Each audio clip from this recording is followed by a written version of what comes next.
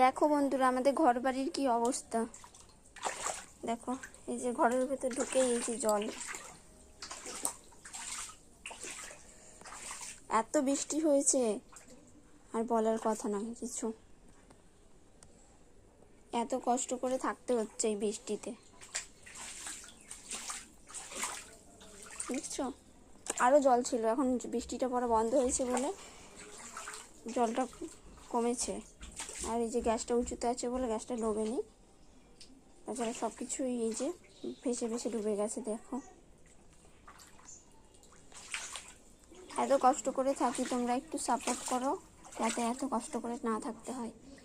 কি অবস্থা দেখো বাইরেটা।